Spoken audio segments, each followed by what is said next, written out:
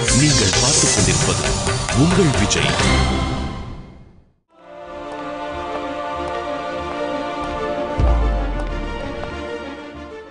முன்ஜென்மம் நிகழ்ச்சிக்கு உங்களை வரவேற்கிறோம். முன்ஜென்மம் இது ஆழ்மன கண்டுபிடிப்பு களம்.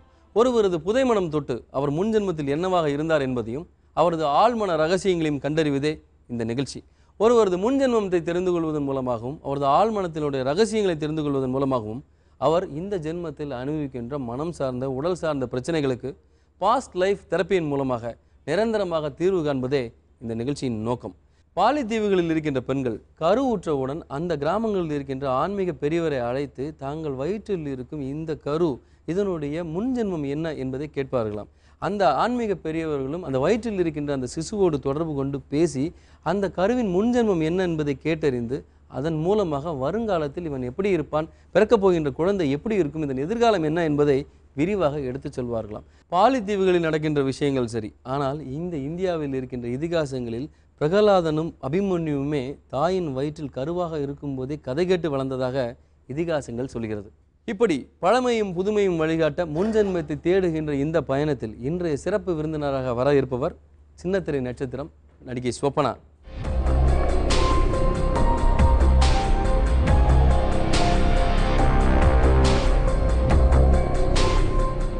உங்களுக்கு முன்ஜென்மம் சம்பந்தமா எவ்வளவு நம்பிக்கை இருக்கு? இவ்வளவா? நிறையவே இருக்கு.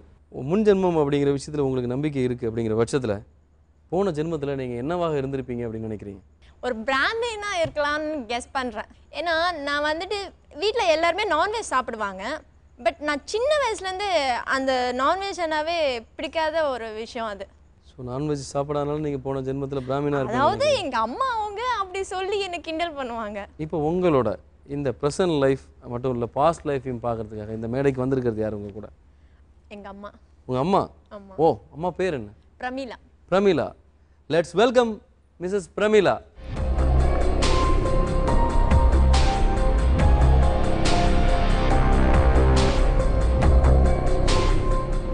சொப்பனாவுக்கு எதாவது கண்டால் பயப்படுவாங்க?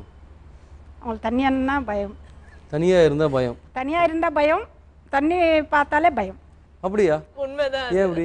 எனக்கு தண்ணி வந்து அந்த ரிவர் சைலண்ட்டாக இருக்கும் இல்லையா, நம்மளே அந்த ரிவரே முழுங்குற மாதிரியே ஒரு ஃபீலாக இருக்கும். சின்ன வயசுலேருந்து தண்ணி கண்ட பயம்.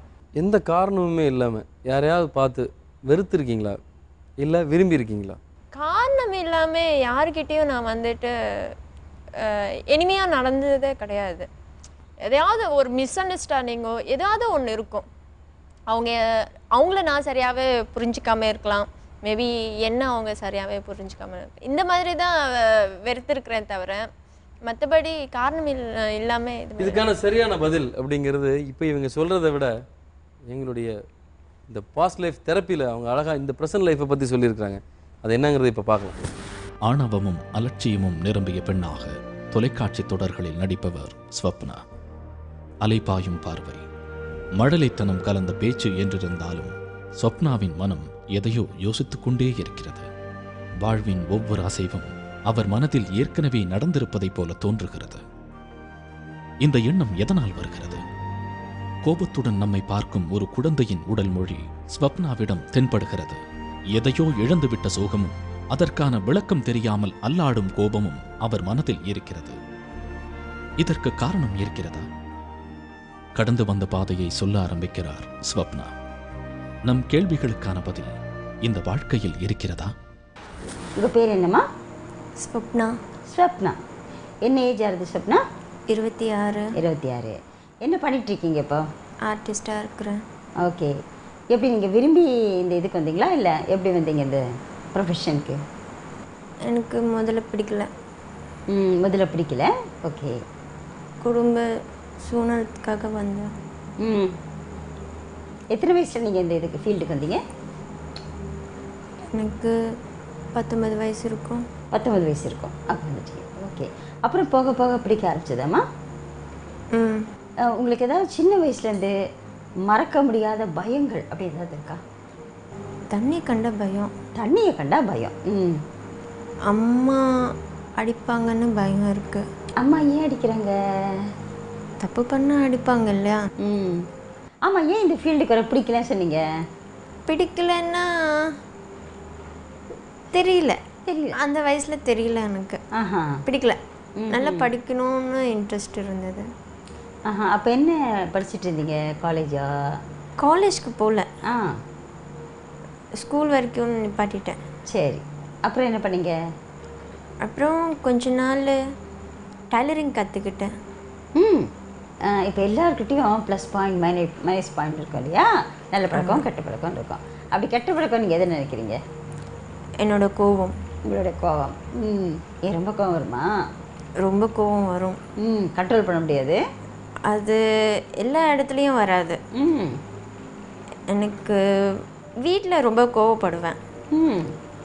நான் நினச்சது நடக்கலைன்னா கோவம் வரும். சரி, கோவம் வந்து மைனஸ் பாயிண்ட்டு. ப்ளஸ் பாயிண்ட் எது? எப்போவுமே சிரிச்சிட்டே இருப்பேன். Very good. சரி, இப்போ இருக்கிற ஃபேமிலி நல்லதானே இருக்குது? இல்லை, பிடிக்கல. பிடிக்கல. ஏம்மா பிடிக்கல? அண்ணா இல்லை என் கூட. அண்ணா இல்லை. ஏன் இல்லைம்மா, என்னாச்சு? அண்ணா இறந்துட்டார். எப்படி இருந்தாருமா? உடம்பு சரியில்லாமல் இறந்துட்டார். உடம்பு சரியில்லாமல் இருந்துட்டாரா? அப்போ உங்களுக்கு என்ன வயசு இருக்கும்? 22. 22. நீங்கள் ரொம்ப ஃபீல் பண்ணீங்க இல்லையா? அண்ணா மாதிரி யாராவது இருக்கணும் அப்படி கூட எதிர்பார்த்தீங்க இல்லையா? கவலைப்படாதீங்க, அது மாதிரி ஒரு திறமையும் வரும் உங்களுக்கு. புரியுதா உங்களுக்கு? சரி, அழக்கூடாது. என்னம்மா? சரி. அப்போ அண்ணாவுக்கு கல்யாணம் இருந்துச்சா இல்லையாம்மா? இல்லை, பார்த்துட்டு இருக்கிறாங்க. பார்த்துட்டு இருந்தாங்க, அதுக்குள்ளே இப்படி நடந்துருச்சு இல்லையா? 2 பேருமே அழகாக வந்துருச்சு. அது பார்த்தோன்னே எனக்கு வந்துடுச்சு. ஓ காட், நான் இவ்வளோ சொல்லியிருக்கிறேன். அண்ணா ரொம்ப பிடிக்கும் இல்லையா? ரொம்ப பிடிக்கும். ஆனால் அவர் இருக்கும் வரைக்கும் நான் வந்துட்டு அவர் கூட சண்டை தான் போட்டிருக்கிறேன். பட் இப்போ நான் ரொம்ப மிஸ் பண்ணுறேன். என்ன எதனால் இறந்து போனார்? Heart problem, heart holes. ஹார்ட்டில் ஹோல் இருந்தது. ஓ, 22 வயசு. ஆப்ரேஷன் பண்ணதுக்குள்ள 24 அவருக்கு. 24. லாஸ்ட்டாக உங்ககிட்ட ஷேர் பண்ணிக்கிட்ட விஷயம் என்ன பேசிக்கிட்டார்? அவர் லாஸ்ட்டாக அவர்கிட்ட நான் ஷேர் பண்ணது வந்துட்டு மேரேஜ் ப்ரொபோசல் தான். அவருக்கு மேரேஜ் ப்ரொபோசல் இது பார்த்துட்டு இருந்தோம், அலைன்ஸ் பார்த்துட்டு இருந்தோம். ஸோ அது மட்டும்தான் ரொம்ப ஷேர் பண்ணிட்டு, நல்ல பொண்ணாக வேணும் அப்படின்னு எல்லாம் அவரோட ட்ரீம். உங்களுக்கு இப்போ அடுத்த ஜென்மம் அப்படின்னு ஒன்று இருக்குன்னு வச்சுக்கோங்க. அந்த ஜென்மத்தில் உங்கள் அண்ணன் என்னவாக இருக்கணும்னு நீங்கள் நினைக்கிறீங்க? என்னோட குழந்தையா. மனதில் இருக்கும் சில குறைகளை பேசினால் தீர்க்கலாம், சில விஷயங்களை அழுதால்தான் தீர்க்க முடியும். இந்த மேடை அப்படி ஒரு ரகசியங்களையும் ஆழ் மனதில் இருக்கின்ற விஷயங்களையும் பகிர்ந்து கொள்ளக்கூடிய ஒரு மேடை. இடைவேளைக்கு பிறகு இன்னும் நிறைய பேசலாம்.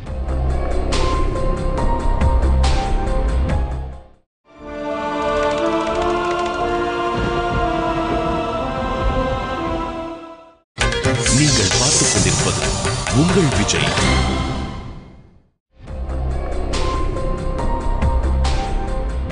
மீண்டும் முன்ஜென்மம் நிகழ்ச்சிக்கு உங்களை வரவேற்கிறோம். அதாவது மனதில் இருக்கும் சந்தோஷத்தை யாரிடமாவது பகிர்ந்து கொண்டால் அந்த சந்தோஷம் 2 மடங்காக மாறும். அதே மனதில் இருக்கும் துக்கத்தை யாரிடமாவது பகிர்ந்து கொண்டால் அந்த துக்கம் பாதியாக குறையும் அப்படின்னு சொல்லுவாங்க. இன்றைக்கி சொப்பனாவும் அவங்க அம்மாவும் இன்றைக்கி நம்மள்கிட்ட பேசிகிட்டு இருக்கிறது, தான் இழந்த தன்னுடைய சகோதரனை பற்றி சொப்பனா அவ்வளவு வருத்தப்பட்டு பேசிகிட்டு இருக்காங்க. இன்னும் கரண்ட் லைஃப்பை பற்றி நீங்கள் பேசின நிறைய விஷயங்கள் இருக்குது, அந்த வீடியோ கிளிப்பில் இப்போ பார்க்கலாம். சின்னத்திரையில் எதிர்மறை பாத்திரங்களில் நடித்து மக்கள் மனதை கவர்ந்தவர் ஸ்வப்னா. ஆனால் இவரது கடந்த கால வாழ்க்கை வேறொரு உலகத்தை நமக்கு காண்பிக்கிறது. சகோதரனின் மறைவு ஸ்வப்னாவின் மனதில் ஆழமான காயத்தை ஏற்படுத்தி இருக்கிறது. சிற்பியை பிரிந்த சிலை போல அவரது வாழ்க்கை மாறியிருக்கிறது.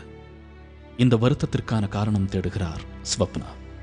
இளம் வயதில் குடும்பத்தை பிரிந்த வருத்தமும் இவருக்குள் இருக்கிறது. அது ஏன் நிகழ்ந்தது? இதற்கான விடை எங்கிருக்கிறது? கடந்த காலம் பற்றிய நினைவுகளை மெதுவாக சொல்ல ஆரம்பிக்கிறார் ஸ்வப்னா. நம்ம கொஞ்சம் கொஞ்சமாக 26லேருந்து அப்படியே குறைச்சி ஒரு 19 இயர்ஸ்க்கு போகிறோம். எங்கே இருந்தீங்க, என்ன பண்ணீங்க சொல்லுங்க பார்ப்போம். சென்னையில் தான் இருக்கிறேன். என்ன பண்ணிட்டு இருந்தீங்க? நான் டைலரிங் கற்றுக்கிட்டு இருக்கிறேன். டெய்லரிங் பிடிக்குமா உங்களுக்கு? அம்மா வந்து டிப்ளமா பண்ணியிருக்கிறாங்க அதில், அதனால் இன்ட்ரெஸ்ட்டு. இந்த 19 வயசுங்கிறப்ப வேறு என்ன ஞாபகம் வருது? அண்ணா நான் வெளியே போயிருக்கிறோம். ஓகே. ஆ. என்னமோ தெரியல, ம். 2 பேரும் சண்டை போட்டு ம். போலீஸ்கிட்ட மாட்டிருக்கிறோம். போலீஸ்கிட்ட மாட்டிட்டீங்களா? ஆமாம். அப்புறம்? அண்ணாக்கு லைசன்ஸ் இல்லை. ம்.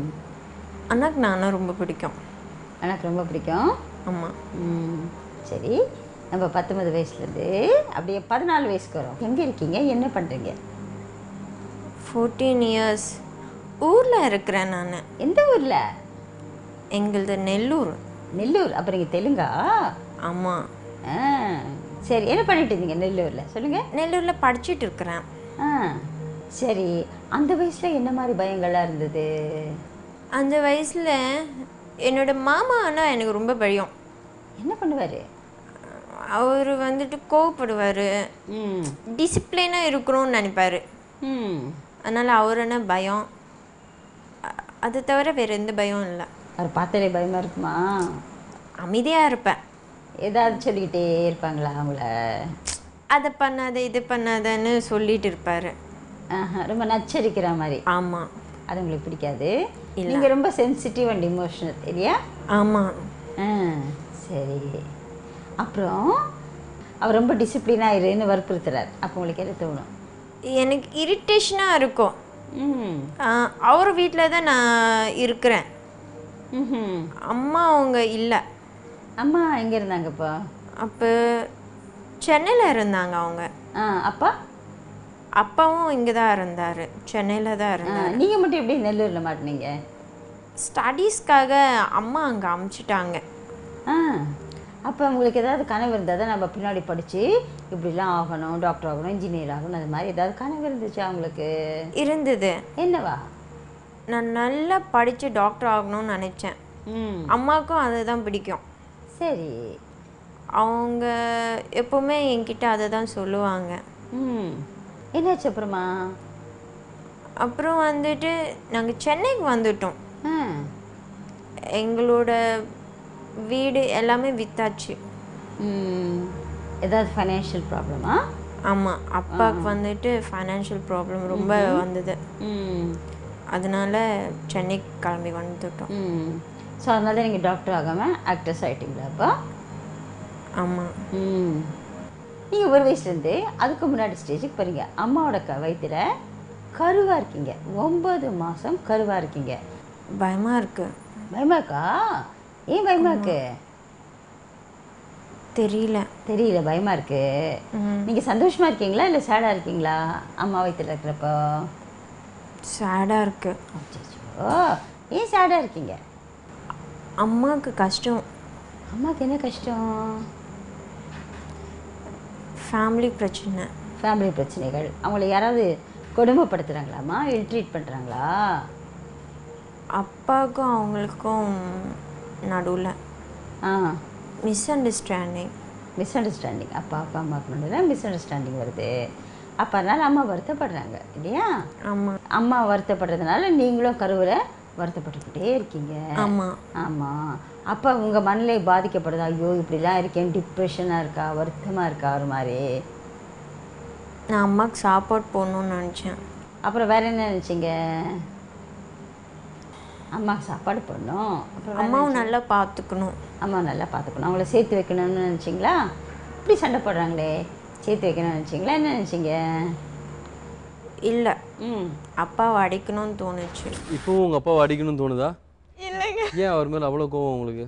அந்த டைமில் எனக்கு என்ன தெரியும், அவங்கள தான் கேட்குறேம்மா, ப்ளீஸ் சொல்லுங்கள். அந்த அப்பாவை அடிக்கணும் அப்படின்னு சொல்ல அந்த அளவுக்கு ஒன்றுமே இல்லை. இதெல்லாம் உங்கள் பொண்ணுக்கிட்ட ஏற்கனவே ஷேர் பண்ணியிருக்கீங்களா? சின்ன வயசில் நாங்கள் பேசும்போது அவங்கள கேட்டுகிட்டே இருப்பாங்க இல்லையா? தெரிஞ்சிருக்கும். ஆமாம்.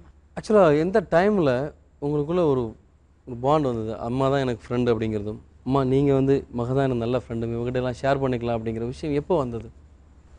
எல்லா விஷயத்துலேயும் எனக்கு வந்துட்டு அவங்க சொல்லும்போது, அவங்களே கேட்கும்போது, என்னப்பா இன்னைக்கு சோகமாக இருக்கிற, என்ன ஆச்சு, கேர் எடுக்கும்போது தான் ஓகே, நம்ம தேர்ட் பர்சன் சொல்கிறத விட அம்மாக்கே சொல்லிடலாமே, என்ன நடந்தாலும் அவங்க பார்த்துக்குவாங்க.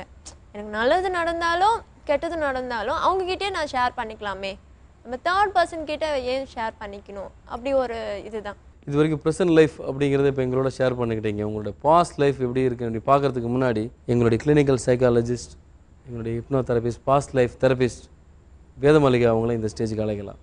Let's welcome Miss வேதமாளிகா.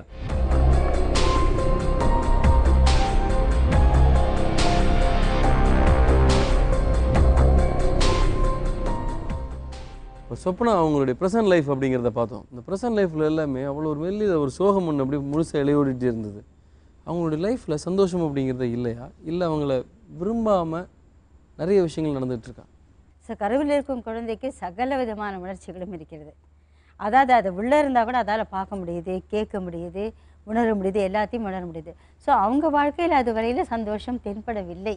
ஸோ அது என்ன மனசில் இருந்ததோ அது வந்து அப்படியே வந்திருக்கு. அந்த கோபம், வெறுப்பு, ஆத்திரம் அதெல்லாம் ஒரு சேனல் கிடச்ச உடனே வெளியே வந்திருக்கு. சொப்பனா அவங்களுடைய லைஃப்பில் ப்ரெசன்ட் லைஃப்பில் இருக்கிற பிரச்சனைகளுக்கு பாஸ்ட் லைஃப்பில் என்ன தீர்வு இருக்குது அப்படிங்கிறத இப்போ கண்டுபிடிக்கலாம்.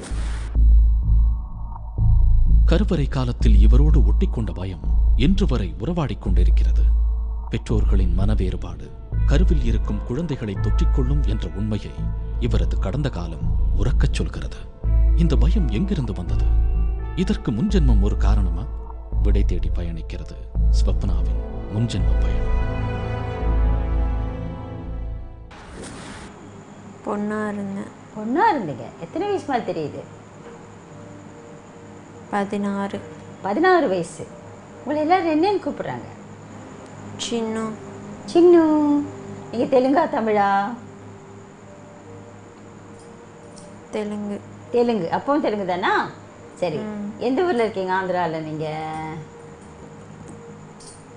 ராஜமன்றி. ராஜமந்திரியா? சரி சரி. எங்கள் அப்பா அம்மா எல்லாம் இருக்காங்களா? அண்ணா இருக்கிறாரு. அண்ணா இருக்கார், அப்பா அம்மா இல்லை? இல்லை. சரி. அப்புறம் என்ன ஆகுது சொல்லுங்க. படிச்சிட்டு இருக்கிறேன். எந்த கிளாஸ் படிக்கிறீங்க? 10th. 10th ஸ்டாண்டர்ட் படிக்கிறீங்க. ஃப்ரெண்ட்ஸ் எல்லாம் இருக்காங்களா? இல்லை. இல்லை. ஏன் யாரையும் பேச மாட்டிங்களா? அண்ணா பேச விட மாட்டார், எங்கேயும் போகவே மாட்டார். எங்கேயும் போகவே விட மாட்டார். அப்போ காலேஜுக்கு போய்ட்டு நேராக வீட்டுக்கு வந்துடுவீங்க, அவ்வளோதானே? அவரு தான் கூட்டு வருவார். ஓ, அவர் தான் கூட்டிகிட்டு போவார்? கூட்டிகிட்டு வருவார். அவர் தான் கூட்டிகிட்டு வருவார். சின்னுன்னு செல்லமாக கூப்பிடுறதா இல்லை ஃபுல் பேர் சின்னு தானா? செல்லமாக சின்னுன்னு தான் கூப்பிடுறாங்க. பேர் உண்மையான பேர்? ஆனால் லக்ஷ்மி. இப்போ ராஜமந்திரிலேருந்து தானே காலேஜுக்கு வருவீங்க? எப்படி வருவீங்க? எதில் வருவீங்க? எந்த வண்டியில் வருவீங்களா, நடந்து வருவீங்களா, எப்படி? அண்ணா சைக்கிளில் கூட்டம் வருவார். அவர் என்ன பண்ணிட்டு இருந்தாருமா அண்ணா? என்ன பிஸ்னஸா, என்ன பண்ணி? அண்ணா கடை வச்சிருக்கிறாரு. என்னம்மா? அங்கடி. கடை வச்சிருக்காரா? என்ன கடை? எங்கே வச்சிருக்காரு? இன்டி பக்கனே. வீட்டு பக்கத்துலேயே இருந்துச்சுன்னு சொல்கிறீங்க. சரி. நீங்கள் எப்படி எத்தனை வருஷம் இப்படி அண்ணாவோட கட்டுப்பாட்டிலே இருந்தீங்க? அப்புறம் எப்போ உங்களுக்கு கல்யாணம் ஆச்சு? எனக்கு சீக்கிரமாகவே அண்ணா கல்யாணம் பண்ணிட்டாரு. சீக்கிரமாக அண்ணா கல்யாணம் பண்ணிட்டாரா? எத்தனை வயசு இருக்கும் கல்யாணம் ஆகிறப்போ? 19 வயசு. 19 வயசுலேயே கல்யாணம் ஆகிடுச்சு. சொப்னா அவங்களுடைய ப்ரெசன்ட் லைஃப்பும் சரி, பாஸ்ட் லைஃப்பும் சரி, அவ்வளோ சுவாரஸ்யமான விஷயமாக மட்டும் கிடையாது, ரொம்ப ஆச்சரியப்படக்கூடிய விஷயங்கள் நிறையவே இருக்குது. அதாவது ப்ரெசன்ட் லைஃப்பில் இன்றைக்கி இருக்கிறதுக்கான ப்ராப்ளம்ஸ்க்கான சொல்யூஷன்ஸ் அதை இப்போது பாஸ்ட் லைஃப்பில் நம்ம தேடிக்கிட்டு இருக்கிறோம். சின்ன இடைவெளிக்கு பிறகு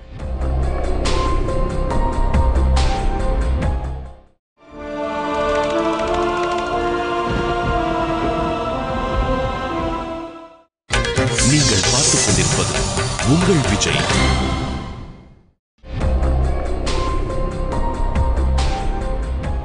மீண்டும் முன்ஜென்மம் நிகழ்ச்சிக்கு உங்களை வரவேற்கிறோம். இப்போ சொப்னா அவங்க லைஃப்பை பற்றி பேசிகிட்டு இருக்காங்க. இன்னும் டீட்டெயிலாக அவங்கள்ட்ட கேட்கலாம். இப்போ இந்த ஜென்மத்திலையும் ஒரு அண்ணனை இழந்த ஒரு சகோதர பாசத்தோடு இருக்கீங்க. பட் அதே மாதிரி பாஸ்ட் லைஃப்பில் அப்படிங்கிறதும் ஒரு சகோதரன் சார்ந்த ஒரு லைஃப் உங்களுக்கு இருக்குது. இதை பற்றி என்ன நினைக்கிறீங்க? அப்போ வந்துட்டு மேரேஜ் ஆகி அவர் வந்துட்டு நான் பிரிஞ்சுட்டேன், அதுக்கப்புறம் வந்துட்டு மேரேஜ் ஆயிடுச்சு அப்படின்னு சொல்கிறாங்க. ஸோ நவ் இப்போ வந்துட்டு கடவுள் எனக்கு அந்த இது அப்படியே கொடுத்துட்டாரோ. சரி. இப்போ உங்கள் அண்ணன் இருந்தாலும் என்ன செஞ்சுருப்பார்? என்ன பாசமாக தான் பார்த்துக்குவார். பாசமாக தான் பார்த்துட்டு இருப்பார். இதை தாண்டி இப்போ இன்னொரு விஷயம், ஆக்சுவலாக இப்போது நீங்கள் பார்த்துட்டு இருந்தது அப்படிங்கிறது இந்த லைஃப்பில் உங்கள் சகோதரனை மிஸ் பண்ணிட்டு இருக்கீங்க. பாஸ்ட் லைஃப்பில் எப்படி இருந்தது அப்படிங்கிறது இன்னும் கொஞ்சம் பார்க்கலாம். அரண்மனையில் வளர்க்கப்பட்ட கிளி போல ஒவ்வொரு கணமும் சகோதரனின் பார்வையில் வளர்க்கப்பட்ட பெண் சின்னு. திடீரென்று நடந்த கல்யாணம் அவளது வாழ்க்கையை வேறொரு உலகத்திற்கு அழைத்துச் செல்கிறது. அங்கு என்ன நடந்தது? அண்ணனின் பிரிவை அவளால் தாங்க முடிந்ததா?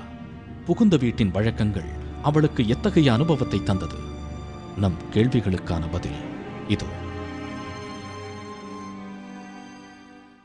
அண்ணா விட்டு வந்தது சந்தோஷமா இருக்கா இல்லை வருத்தமா இருக்கா? அச்சோ அப்படி விட்டுட்டு வந்துட்டுமே சொல்லிட்டு வருத்தமா இருக்கு. வருத்தமா இருக்கு. ஏன் அவர் தான் உங்களை ரொம்ப ரெஸ்ட்ரிக்ட் பண்ணாரு அவர்கிட்ட இருந்து வந்ததுக்கு? ஏன் நீங்கள் சந்தோஷப்படல? அண்ணா தனியா இருக்கிறதுனால. அண்ணா தனியாக இருக்காரா, அதனால பாவமாக இருக்கு. சரி, உங்கள் ஹஸ்பண்ட் உங்ககிட்ட எப்படி நடந்துக்கிட்டாரு? பிரியமாக நடந்துக்கிட்டாரா? சண்டைப்படுவாரா? இல்லை, பிரியமா இருப்பாரு. பிரியமாக இருப்பார். அவர் எந்த ஊரை சேர்ந்தவருமா உங்கள் ஹஸ்பண்ட்? அதே ஊர் தான். அதே ராஜமந்திரி தானே? அங்கே தான் இருந்தார். அவர் என்ன பண்ணிட்டு இருந்தார்? அவர் டீச்சராக இருக்கிறாரு. டீச்சராக இருக்கார். அவர் பேர் என்னம்மா? சீனு. அவர் பேர் சீனுவா? எந்த ஸ்கூலில் பேர் தெரியுதாம்மா? பாருங்கள், சரஸ்வதி வித்யா மந்திர். சரஸ்வதி வித்யா மந்திர். அவர்கிட்ட என்ன உங்களுக்கு பிடிச்ச விஷயம், என்ன உங்களுக்கு பிடிக்காத விஷயம்? என்னை அன்பை பார்த்துக்குவாரு. குட். அப்புறம் அது எனக்கு ரொம்ப பிடிக்கும். எது பிடிக்காத விஷயம்? தேவையில்லாமல் கோவப்படுவார். தேவையில்லாமல் கோவப்படுவார். சரி. அப்புறம் குழந்தைலாம் பிறந்துச்சாம்மா? எப்படி? இல்லை. இல்லை, குழந்தை இல்லை. ஆஹா. எதுனாலம்மா? எதாவது ப்ராப்ளமா? என்ன பிரச்சனை? எந்த ப்ராப்ளமும் கிடையாது, ஆனால் குழந்தை இல்லை. நீங்கள் ரொம்ப கஷ்டப்பட்டீங்களா குழந்தை இல்லைன்னு சொல்லிட்டு? அவர் வீட்டில் பேசுவாங்க அந்த மாதிரி. அவங்க வீட்டில், அதாவது உங்கள் மாமியார் வீட்டில் அப்படி பேசுவாங்க, குழந்தை இல்லை அந்த மாதிரி மனசை உறுத்துற மாதிரி பேசுவாங்களாம்மா? ரொம்ப எல்லாம் பேச மாட்டாங்க, ஆனால் திடுத்தும் ఉంటారు. திட்டிகிட்டு இருப்பாங்க. அப்புறம் எத்தனை வருஷம் இப்படி போகுது? ரொம்ப நாளைக்கு இப்படியே தான் இருந்தோம். சரி. அப்புறம் எப்போ தான் குழந்தை பிறக்குது? குழந்தை பிறக்குது. குழந்தை பிறக்குதா? எத்தனை வயசில் பிறக்குது உங்களுக்கு? எனக்கு 28. ஓ, உனக்கு 28 வயசு ஆகிறப்போ உனக்கு குழந்தை பிறக்குது. என்ன மேல் சைல்டா, ஆண் குழந்தையா பெண் குழந்தையா? వెంకట్ అని పిలుస్తున్నారు. வெங்கட்டும் கூப்பிட்றாங்க. சரி, வெங்கட் வளர்ந்து படிக்கிறாரா, என்ன பண்ணுறாரு? స్కూల్కి అంతా వెళ్తున్నాడు. ஸ்கூலுக்கு వెళ్తాడా? ஸ்கூலுக்கு போகிறாரா? சரி. அத்தனை ஏமாத்துந்தி. அப்புறம் என்ன ஆகுது? எனக்கு உடம்பு சரியில்லை. என்னாச்சு? எனக்கு உடம்புல ஏதோ ப்ராப்ளம். உடம்புல ஏதோ ப்ராப்ளம்? హార్ట్ ప్రాబ్లం ఉంది నాకు. ஹார்ட் ப்ராப்ளம் உண்டா? ஹார்ட் ப்ராப்ளம் இருக்குது உங்களுக்கு? என்ன பண்ணணும்? சர்ஜரி எதாவது பண்ணணும்னு சொல்கிறாங்களா? என்ன சொல்கிறாங்க? చేసినా కూడా బతకను. ஓ, ஆப்ரேஷன் பண்ணாலும் பழைக்க மாட்டீங்க. ஏன் நீங்கள் பிகினிங்லேயே இதை பற்றி யோசிக்கல? ஹார்ட் அப்பப்போ வலிச்சிருக்கோம் இல்லையா? ஏன் நீங்கள் அப்போல்லாம் கேர் எடுக்கலை? చిన్న చిన్న హాస్పిటల్కి వెళ్ళి చూపించాను. சின்ன சின்ன ஹாஸ்பிட்டலுக்கு போய் காமிச்சிங்க. அவங்க ஒன்றும் கண்டுபிடிக்கலையா? లేదు. அப்போ அந்த லைஃப்பில் உங்களுக்கு என்ன வேணும்னு தோணுச்சு? எனக்கு வாழணும்னு தோணுச்சு. வாழணும்னு தோணுச்சு. என்ன வயசு இருக்கும் அப்போ உங்களுக்கு? 40 அந்த ஏஜ் தான். 40 அந்த ஏஜில் தான் இருக்கும். சரி, சர்ஜரி நடந்துச்சா நடக்கலையாம்மா? இல்லை, நடக்கலை. என்னாச்சு அதுக்குள்ளார? ரொம்ப ஹார்ட் பெயினாக இருக்குது. ரொம்ப ஹார்ட் பெயினாக இருக்குது. சரி சரி, ஹார்ட் பெயின் இல்லாமல் இருக்கட்டும். சொல்லுங்கள், மேலே சொல்லுங்கள். மூச்செல்லாம் அடைக்க வேண்டாம், ஃப்ரீயாக சொல்லுங்கள். அதுக்கப்புறம் நான் ரொம்ப கஷ்டப்பட்டு ப்ரீத்திங் ப்ராப்ளமாக இருக்குது. ஓ, கஷ்டப்பட்டு ப்ரீத்திங் ப்ராப்ளம்லாம் இருந்துச்சு. அப்புறம் இல்லை, உங்களால் நல்லா மூச்சு விட முடியும் இப்போ. ஏன்னா திரும்ப நீங்கள் இந்த லைஃப் அனுபவிக்கிறீங்க, அதனால் இப்போ உங்களுக்கு அந்த மூச்சு ப்ராப்ளம் இருக்குது. ஸோ அந்த மூச்சு ப்ராப்ளம் ரிலீஸ் ஆகட்டும். சொல்லுங்கள், அப்புறம் என்னாச்சு சொல்லுங்கள். நான் இல்லை. நீங்கள் இல்லை? எப்போ இருந்து போயிட்டீங்கம்மா? இந்த மூச்சு ப்ராப்ளமாக இருக்கும்போதே இறந்துட்டேன். மூச்சு ப்ராப்ளமாக இருக்கிறப்ப இறந்துட்டீங்க. ஓ டாக்டர், அது என்ன?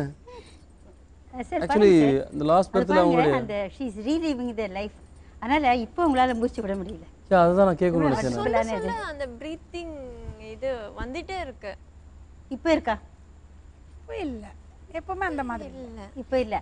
ஆனால் அந்த லைஃப் அவங்க ரீகால் பண்ணுறப்ப தே ஆர் ரீலிவிங் தி லைஃப்னு சொல்லுவாங்க. ஸோ அந்த வரப்போ அவங்களுக்கு அந்த மூச்சு ப்ராப்ளமாக வருது சார். அதுதான் அந்த இதை தவிர்க்க முடியாது அந்த மாதிரியான ஒரு ஆபத்தை. இல்லை சார், அதாவது அவங்க ரீலிவிங் தி லைஃப் அப்படின்னா கண்டிப்பாக உணர்வு பூர்வமாக அதை திரும்ப வாழறாங்க. வாழ்கிறத நம்ம அதை தடுக்க முடியாது. ஆனால் பிரச்சனைகள் வராமல் நம்ம அதை தடுத்துட முடியும். இப்போ இருக்கிற லைஃப்க்கும் இப்போ நம்ம பார்த்த இதுக்கும் எல்லாமே அவங்க தனிமையாக தான் இருக்கிறாங்க. கூட நீங்கள் தான் ஸோ இவங்க சொன்ன மாதிரி தனிமை எனக்கு ரொம்ப அப்படியே பிடிக்கும் நான் வந்துட்டு அதாவது லாஸ்ட் ஜென்மத்திலையும் இப்போ இருக்கிற நானும் எல்லாமே வந்துட்டு தனிமையாக தான் இருக்கிறேன். அது எதனாலன்றதே தெரியல. இது ஒரு ஆழ்மன கண்டுபிடிப்பு களம். அந்த கண்டுபிடிப்பு களத்தின் முதல் முயற்சியாக அதாவது இன்றைய ப்ரெசன்ட் லைஃப்பில் வாழ்ந்துட்டு இருக்கிற சொப்பனா அவங்களுக்கு இப்போ இருக்கிற டிஸ்கம்ஃபர்டபிலிட்டிஸ் அதெல்லாத்தையும் எப்படி தவிர்க்கிறது, எப்படி தீர்க்கிறது அப்படிங்கிற சொல்யூஷனை தேடி இப்போ நம்மளுடைய பயணம் போயிட்டுருக்கு. சின்ன இடைவேளைக்கு பிறகு இன்னும் ஏராளமான விஷயங்களை பேசலாம்.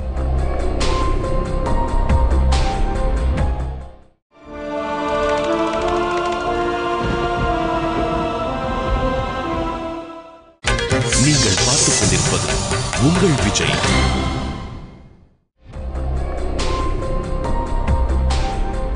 மீண்டும் முன்ஜென்மம் நிகழ்ச்சிக்கு உங்களை வரவேற்கிறோம். ப்ரூஸ் கோல்ட்பெர்க் அப்படிங்கிற சொல்கிறவர் முன்ஜென்ம ஆராய்ச்சிகளை பற்றி தீவிரமாக ஆராய்ச்சி செஞ்ச மிகப்பெரிய அறிஞர். அவர் சொல்லியிருக்கிற ஒரு விஷயம், இந்த ஜென்மத்தில் உங்களுக்கு முன்ஜென்மம் பற்றிய நம்பிக்கைகள் இல்லாமல் கூட போகலாம்.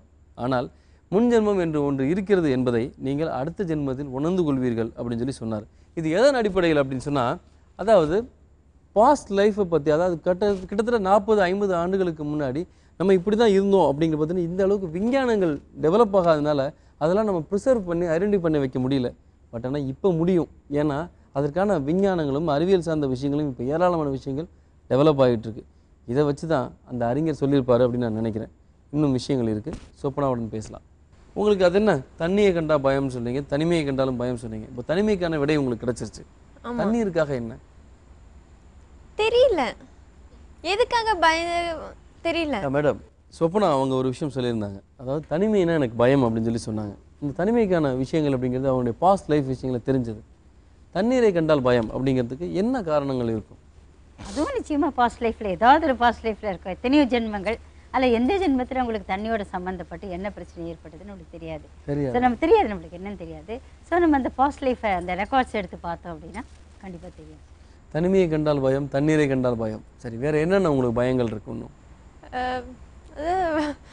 பாம்புன்னு எனக்கு பயம். பாம்பு. ஓகே. ஸோ பொதுவாக இங்கே இதுக்கு வர்றவங்க பல பேருமே சொல்லியிருக்காங்க, பாம்பு கனவுல வர்ற மாதிரி இருக்குது, பாம்பு துரத்துற மாதிரி இருக்குது, பாம்பு கொத்துற மாதிரி இருக்குது அப்படின்னு. ஸோ அது என்ன அடிப்படையில்? அது சரி, ஏதோ ஒரு இன்செக்யூரிட்டி, ஏதோ ஒரு பயம் மனசில் இருக்காது. பாம்பு ரூபத்தில் அவங்க வந்து வெளியிடுறாங்க, அவ்வளோதான். அது வேறு ரூபத்தில் வெளியிடாமல் பாம்புன்னா சிம்பாலிக்காக ஒரு பயம், ஏதோ ஒரு இன்செக்யூரிட்டி, இல்லை ஏதோ ஒரு பிரச்சனை அவங்கள விரட்டுது, ஏதோ ஒரு பிரச்சனையை விரட்டுதுங்கிறது பாம்பு விரட்டுறது, அவ்வளோதான். இந்த பயத்திற்கான காரணம் என்ன என்பதையும் அவருடைய முன் ஜென்மத்தில் சொப்பனா சொல்லியிருக்கிறாங்க. அதை இப்போ நம்ம பார்க்கலாம். ஸ்வப்னாவின் மனதில் சகோதரனை பிரிந்த வருத்தம் மிக பெரியதாக இருக்கிறது. மலையில் பிறந்த நதி போல முன்ஜென்ம வருத்தத்திற்கான தொடர்ச்சி இன்றும் அவருடன் பயணிக்கிறது. தண்ணீரை காணும் போது ஸ்வப்னாவின் மனதில் ஒரு பயம் எழுகிறது. இதற்கான பதில் முன்ஜென்மத்தில் இருக்கிறதா? சில நிமிடங்களுக்கு பிறகு. இப்போ அமைதியான தெளிவான மனசோட அதுக்கு முன்னாடி ஜென்மத்துக்கு பாருங்க. நீங்கள் அந்த ஜென்மத்தில் பையனாக இருந்தீங்களா, பொண்ணாக இருந்தீங்களா, என்னவா இருந்தீங்கன்னு தெளிவாக ஞாபகம் வருது. பார்த்துக்கிட்டே வாங்க. பையனாக இருந்தேன். பையனாக இருந்த. சரி, எத்தனை வயசு இருக்கும்? 22 வயசு. 22 வயசு. பேர் என்ன? பேர் என்ன சொல்லி கூப்பிடுறாங்க? மாதவான்னு கூப்பிடுறாங்க. மாதவா கூப்பிடுறாங்க. எந்த ஊரில் இருக்க நீ? ஆந்திராவில் இருக்கிறேன். அதுவும் ஆந்திரா தானே? ஆந்திராவில் எந்த இடம்? இது ஒரு மலை பகுதியாக இருக்குது. மலை பகுதியாக இருக்கா? சரி, அப்புறம் வேற என்ன பார்க்குற நீ? பாரு, நான் ஒரு கோயிலில் இருக்கிறேன். கோவிலில் என்னெல்லாம் பண்ணுவேன் நீ? என்ன வேலை உனக்கு? அந்த கோயில் க்ளீன் பண்ணுறது எல்லாமே நான் தான் பண்ணுவேன். எல்லாம் நீ தான் பண்ணுற? ஆமாம். அப்பா அம்மாலாம் இருக்காங்களா? நான் அதை. சரி, அப்புறம் யார் நீ தனியாகவே இருக்கியா இல்லை யாரோட இருக்கீங்கம்மா? அந்த கோயிலில் இருக்கிறவர் தான் என்னை வளர்த்தாரு. ஓ, கோவில் இருக்கிறதா எடுத்து வளர்த்தாரு அவர். அவர் பேர் என்னம்மா? எல்லாருமே பூஜாரின்னு தான் கூப்பிடுறாங்க. ஓ, பூஜாரி தான் கூப்பிடுறாங்க. அதுக்கு நிறைய கூட்டம்லாம் வருமா சாமி பார்க்க? இல்லை, வரமாட்டாங்க. அவ்வளோ வரமாட்டாங்களா? ஏன் தெரியாதா யாருக்கும்? அந்த மலையே ரொம்ப உள்ளே இருக்கும். ஓ உள்ளே இருக்குது, ரொம்ப ஃபேமஸ் ஆகலை அது இப்போ. ஆமாம். பொதுவாக எந்த மதத்தில் பக்தர்கள் அதிகமாக வருவாங்க, எந்த மாதத்தில்? முக்கோட்டி ஏகாதசி. முக்கோடி ஏகாதசி. சொல்லுங்க. அதுக்கு நல்லா வருவாங்க. ஆஹா, சரி. அது கீழே என்ன இருக்குது, இந்த மலைக்கு கீழே என்ன இருக்குது? அது ஒரு சின்ன கிராமம். ஓ, சின்ன கிராமம் தான் அது இப்போ. ஆமாம். அப்புறம் உங்களுக்கு எப்போ வளருங்க, கல்யாணம் ஆகுதா? இல்லை. கல்யாணம் ஆகலை? இல்லை. ஏன் நீங்கள் கல்யாணமாக பண்ணிக்கல? எனக்கு யாருமே அந்த மாதிரி கல்யாணம் பண்ணிக்கோ அப்படின்னு சொல்லவே இல்லை. பூஜாரி அவர் கூட சொல்லலையா? இல்லை. சரி. இப்போ ஃபேமிலியோடு நிறைய பேர் இருப்பாங்க இல்லையா, அவங்கள பார்க்குறப்ப நம்மளுக்கு இப்படி இல்லையே அப்படி ஏக்கமாக தோணுமா? கஷ்டங்க உந்தி. சரி, கஷ்டமாக இருக்குது. அவங்கள அப்படி பார்க்குறமேன்னு கஷ்டமாக இருக்கும். அவங்களுக்கு அமைஞ்ச வாழ்க்கை நம்மளுக்கு அமையிலையும் கஷ்டமாக இருக்குமா, இல்லை வேறு ஏதாவதா? చచ్చిపోవాలి అనిపిస్తుంది. செத்து போகணும்னு தோணுதா? ஏன் அப்படி செத்து போகணும்னு தோணுது? நான் தனியாக இருக்கிறேன், எனக்கு யாருமே இல்லை. அதனால் அப்படி தோணுது. ஸோ நீங்கள் அந்த இதெல்லாம் அடக்கி வச்சிங்க, அந்த ஆத்திரம் அதெல்லாம் அடக்கி வச்சிங்க. அழுது முடிச்சிருங்க. ரொம்ப கஷ்டமாக இருக்கு. கஷ்டமாக இருக்கு.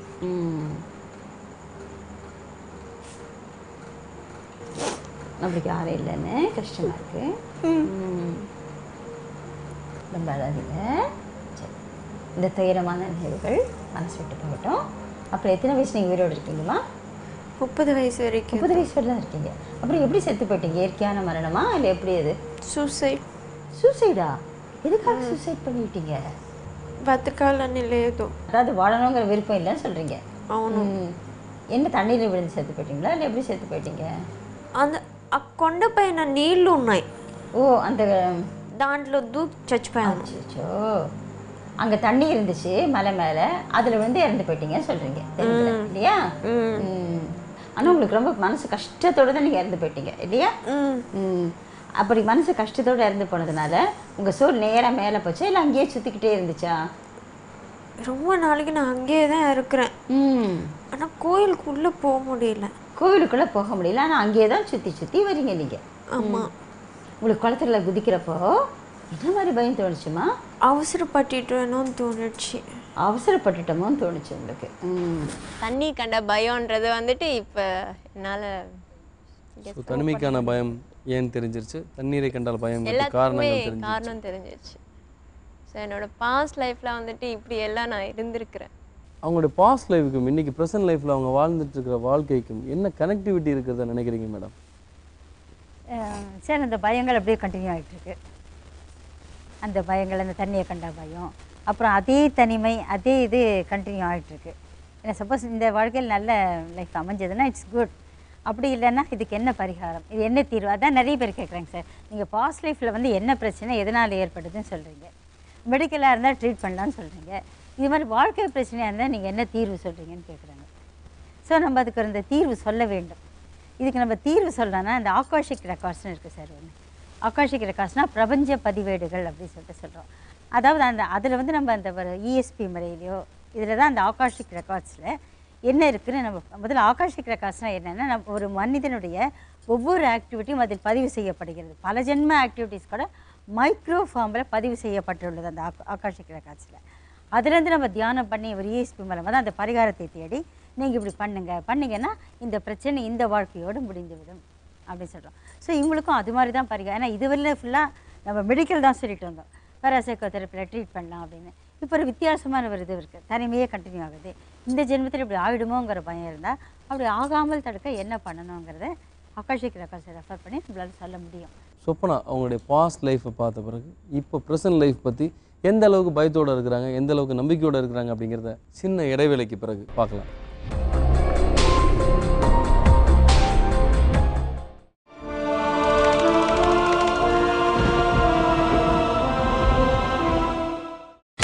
நீங்கள் பார்த்துக் கொண்டிருப்பது உங்கள் விஜய்.